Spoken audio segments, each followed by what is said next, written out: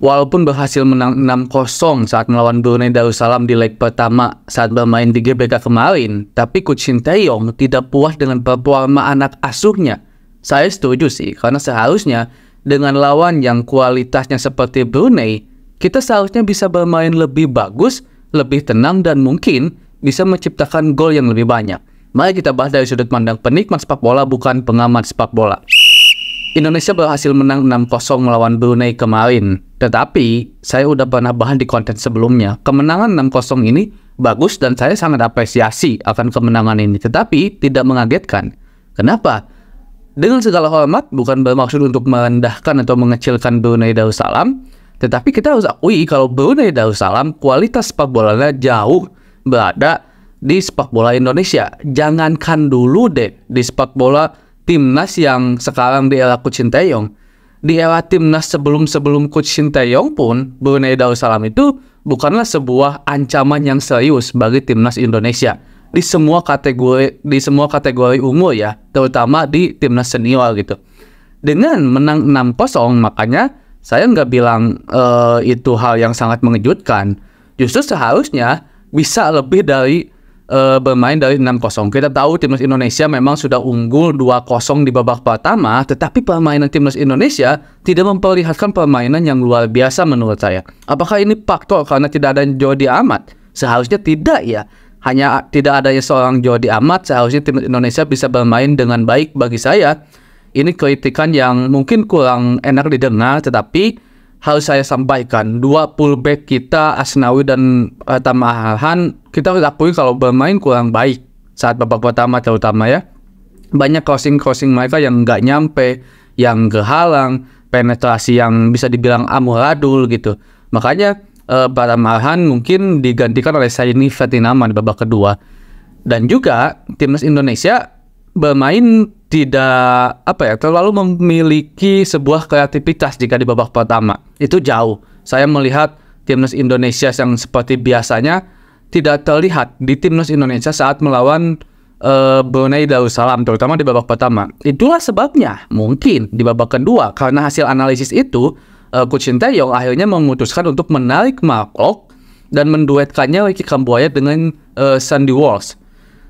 Dan terbukti Coach Sinteyong mengucapkan terima kasih kan kepada Ricky Kambuaya karena bermain sangat luar biasa dan merubah keadaan, merubah pola permainan. Adanya Ricky Kambuaya menjadikan Indonesia lebih kreatif dalam membangun serangan. Ricky Kambuaya pandai membuka ruang. Ricky Kambuaya pandai untuk memberikan tusukan-tusukannya, karena Ricky Kambuaya ini adalah salah satu tipe pemain yang agresif, teman-teman. Dia suka melakukan penetrasi di ruang sempit dari pertahanan lawan. Itu ciri khas Kambuaya. Sandy Walsh dengan Mark Locke di babak pertama itu tidak mempunyai skill atau keahlian yang seperti dipunyai oleh Ricky Kambuaya. Bukan berarti mereka jelek, bukan. Tapi beda tipe lah itu, beda filosofi cara bermain. Karena Mark Locke dan Sandy Walsh bisa dibilang satu tipe. Dan akhirnya yang ditarik adalah Mark Locke, dan Sandy Walsh juga terbukti. Dia kemarin bermain di center back, di saat laga timnas sebelumnya bermain bagus. Sekarang bermain sebagai gelandang bertahan, bagus juga kualitasnya. Eropa banget, nggak banyak pegang bola, nggak terlalu banyak untuk maksain buat duel. Permainannya pegang bola, kasih, pegang bola, kasih. Simpel banget, sama seperti Saini Fatinama juga. Dan ini juga merupakan bagi saya adalah bentuk transformasi yang harus segera disadari oleh para pemain timnas Indonesia, khususnya yang bermain di Liga Lokal BRI Liga 1. Kenapa? Karena kita tahu kan kalau permainan di BRI Liga 1 itu adalah permainan yang mengandalkan kecepatan.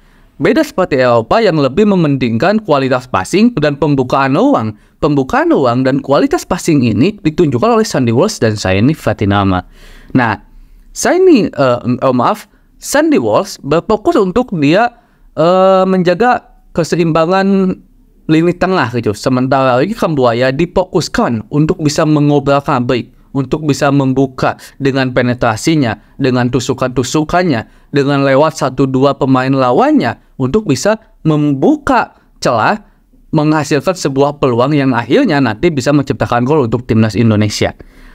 Nah, mungkin alasan inilah yang menjadi satu argumen dari Coach Sinteyong yang mengatakan jika dia tidak puas dengan performa anak asuhnya. Yang pertama tadi, dengan segala hormat, tidak bermaksud merendahkan Brunei Darussalam. Sekali lagi, dengan kualitas lawan kelas Brunei, seharusnya kita bisa bermain lebih baik, bisa menciptakan gol lebih banyak. Itu yang pertama, itu yang pertama kan, maaf. Yang kedua, yaitu pola permainan di babak pertama, terkhusus di babak pertama, yang cenderung kita menguasai bola, tapi minim kreativitas. Jadi, passing bergerak ke depannya itu, progresi passing itu nggak ada. Kita kuasai bola, tapi banyak di lini tengah ke pertahanan. Andalkan sayap pertama Arhan dan Asnawi tidak efektif gitu. Kita memang di kondisi seperti itu, mungkin ada dua kondisi yang harus dicoba, yaitu penetrasi skill individu yang harus dilakukan oleh para pemain-pemain Indonesia, itu dicoba. Yang kedua mungkin tendangan jarak jauh. Dan akhirnya di babak kedua memasukkan Ricky Kambuaya adalah salah satu hal yang sangat tepat. Jadi menurut kalian gimana nih dengan komentar Coach Sinteyong yang mengatakan tidak terlalu puas dengan performa anak asuhnya? Kalau saya setuju jika dilihat dari kualitas lawan yang dihadapi oleh timnas Indonesia, dan semoga saja chemistry timnas Indonesia bisa lebih baik, terutama di leg kedua nanti, dan juga terutama jika seandainya lolos di grup, entah itu kualifikasi Piala Dunia sekarang ataupun nanti di Piala Asia. Karena saya yakin tidak ada rasa seantusias ini, seluar biasa ini ketika kita menonton timnas Indonesia di era Coach Sinteyong dan kepemimpinan Pak Erick Thohir. Begitupun kita tidak lupakan yang memboyong Coach Sinteyong ke Indonesia, yaitu era Pak Iwan Bule kemarin. Kita bahas lagi tentang timnas Indonesia, tentang sepak bola Indonesia, dan juga tentang sepak bola luar negeri di konten-konten selanjutnya. Assalamualaikum.